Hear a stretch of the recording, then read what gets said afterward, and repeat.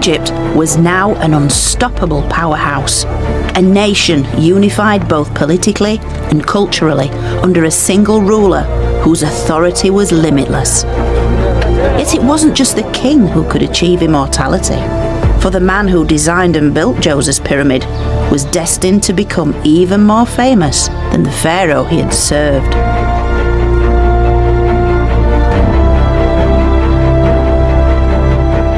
This statue base once held a full-sized figure of King Djoser, but carved into its base is also the name of his architect. And here we can see it with this reed, the owl, and then the little mat with a little bread loaf on, which reads Imhotep. And here he is, the man himself. Although most likely a commoner by birth, Imhotep rose through the ranks to become one of Egypt's most powerful officials. He was made the royal chancellor, the prime minister. He was even made high priest of the sun god. He was the ultimate local boy made good, because he then gained a reputation as an academic, as a great healer, and he was famous the length and breadth of Egypt. He was ultimately worshipped as a god. Imhotep represents the ultimate in social mobility, a kind which was certainly possible within Egypt's unique society.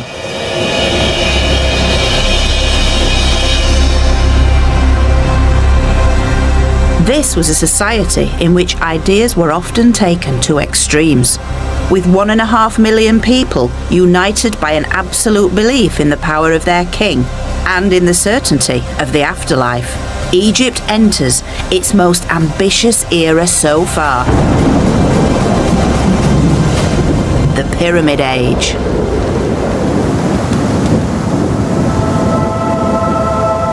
Over 130 pyramids would be built across Egypt, and they represent the zenith in royal tomb building. Huge state-sponsored civil engineering projects that used vast resources of materials, manpower, and time.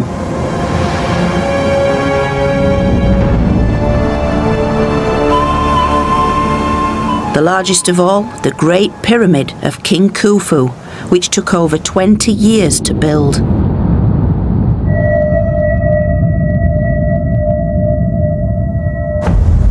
And in order to build something so ambitious, an entire city was created, specifically to house the construction workers, just beyond this monumental wall. It's known as the Wall of the Crow, and it separated the silent, sacred space of the dead from the busy, bustling city of the pyramid builders. It's King Nama who unites Lower and Upper Egypt 5,000 years ago. His emblem, the high white crown of Upper Egypt.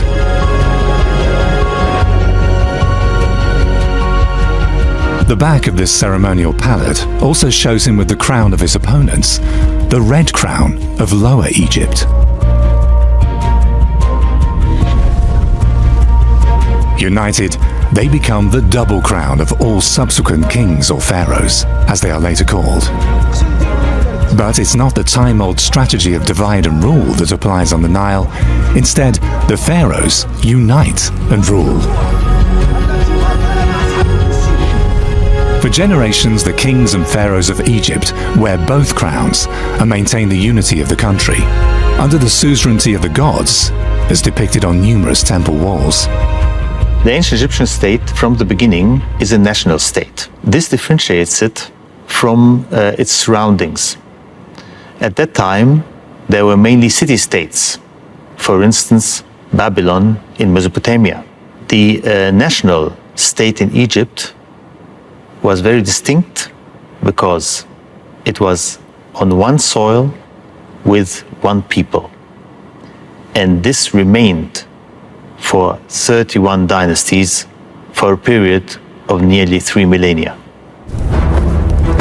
King Nama becomes the prototype of all pharaohs. They're depicted dominating the scene in a pose of power, as on the reliefs of the mortuary temple of Setis I, even 1700 years on. Armed with a club, a battle axe, or a scimitar. sometimes with bow and arrow on their chariot. The message is always the same. I, the Pharaoh, am the sole unrestricted ruler of Egypt in war and peace.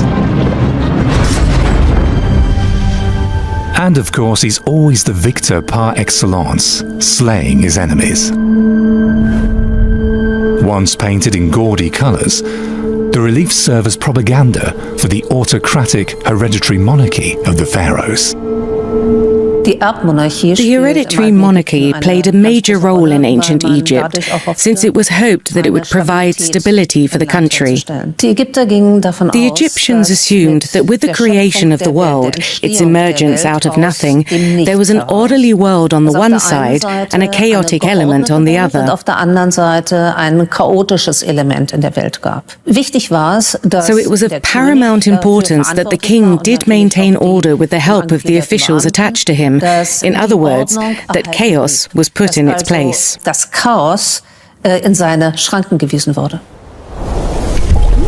Yet above all, it's nature that rules over Egypt.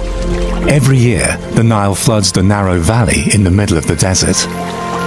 When the flood recedes, fertile organic mud remains on the fields. Just as the Egyptians imagined the origin of the world. In the beginning, there's chaos. The earth is covered by water. There's nothing but darkness. Out of the floods rises the primordial mound. Then he crawls out of the egg. Atum, who begets himself, the God of creation. Or as in the words of the Bible, and God said, "Let there be light," and there was light. Greetings, Ra, perfect every day. The sun god Ra-Harakte brings light to the world. A palm tree and a lotus sprout on the primordial hill, and thus life begins. The ancient Egyptians had several creation myths, and these came from different parts of the country. And later on, once the country was unified, they really had no problem in marrying them all together. But the core instances of all of these was to explain the natural world. And what is really interesting is that even in 3000 BC, a lot of what they were talking about is something that is almost now what is regarded as high science. So you have the ideas of the primordial slime and origins of all living things coming out of this ooze, which is again something we have. The idea of the darkness out of which came light, sort of like a Big Bang. Atum produces sunlight and thus photosynthesis as the prerequisite of all life. The Egyptians praise him in their hymns. Well provided are the people, the flock of God. For their sake he created heaven and earth and pushed back the greed of the water. He created the air that their noses might live. His images they are, sprung from his womb. Atum then begets all other deities. He is the Lord of all, King of gods. Given that he becomes merely one among many, Egyptologists have counted no less than 1,500 deities. The Egyptians don't have a written religion, it's expressed in pictures. There are gods like Sobek, who rules over water, or mixed creatures both animal and human, like the jackal-headed Anubis. He guards the realm of the dead. Pairs of gods complement each other, like Sekhmet, the she-destroyer, and Ptah, the divine creator and thus god of the craftsman. There are incarnations of evil like Seth, the god of greed and violence, and of good, like his brother Osiris and his sister and wife Isis. There are deities for everything, for protection and help, yet also for death and destruction. The ancient Egyptians had a huge pantheon of gods, and they were very inclusive, so they would add on gods. One thing that is really notable about ancient Egyptian religion is the duality, the concept of balance, which was also key to Egyptian religious belief and manifested by the goddess Ma'at, goddess of balance and order. For the Egyptians, it was very important to have this sense of balance because that kept the world in order, and you needed both kinds of energy for success. The pharaoh has to provide for order and peace, if necessary by force, as is shown on the so-called Nama palette. At his side, the falcon god Horus. According to the creation myth, Horus settles down on the palm of the primordial hill. The rulers themselves are considered mere mediators between the gods and the people of the Nile, as was the firm belief in ancient Egypt.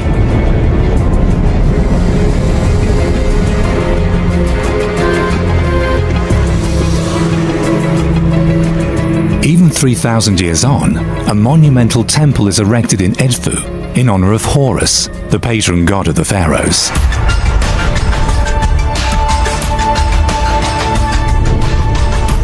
Horus sits on the neck of the pharaoh as a constant companion, like here with King Ka-Ephra, meaning that his rule is divinely legitimized.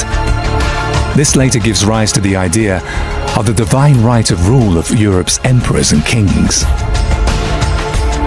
Up until then, pharaohs are considered merely as acting the role of a god. They're only godlike when they hold office. Yet, there are rulers who want to be seen as living gods.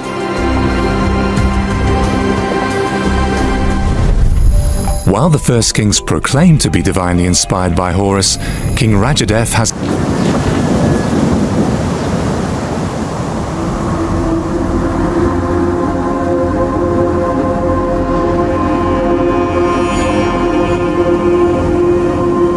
This 5-hectare site once housed workshops, bakeries, a tool-making facility and a fish processing area.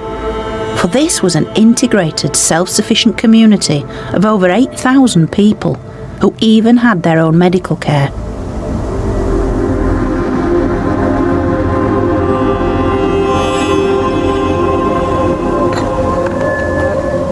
Anthropological archaeologist Dr. Richard Redding has been excavating the site since 1991. Where we are now, this is kind of a big workshop, a big industrial park where there's lots of activity going on. Out here, they're probably producing granite statues, maybe granite columns. We find tools out here for polishing the granite. We find tools out here for chipping at the granite. It's very well planned. We have 3 streets. We have North Street, Main Street we're on, and we have South Street down there. So we're walking down Main Street? You're walking down Main Street. The pyramid workers lived cheek by jowl in 2-story barracks. You would have walked in, you would have been in a very quiet, dark, long, narrow room. This is where they would have slept. There would have been a higher bed for the overseer at each end, and then everybody would have laid down, probably with their head in this direction or the other direction, exactly like this. You would be lying here like this, and this would be your nighttime position. Very comfortable. Can I try out the overseer's bed? Sure, you want to try out the overseer's bed there? Delusions of grandeur. Is it this one or that one? Yeah, that's the wall. You're right where you are. Oh, so this is all right. So if I sat down here. Yeah, the overseer's bed is actually buried under a few centimeters of sand, and the floor here is probably under about a half meter of sand. So, oh, this is nice. Yeah. I can keep my eye on you now. That's right. You can see me. If I got up in the night and I tried to sneak out to go someplace, you would see me. Everything the workers needed was here on site. The team have recovered data that shows that workers consumed 74 cattle and 257 sheep and goats each week. This corral area could hold a week's supply of cattle before more were shipped in from Egypt's grasslands. You could have almost just-in-time delivery coming down, another small herd coming down from Komel Hissen or the Delta coming down and in. It's a really well-oiled machine. You can see now how efficient the Egyptians were at obtaining their food, bringing it to the right place at the right time for the right people. It's brilliant. It's absolutely brilliant. It wasn't just simply the food, it was everything. There was the copper to make tools. There was the stone being brought in here from Aswan and other areas. So a lot of things were coming into here. These were government workers. They got everything from the government.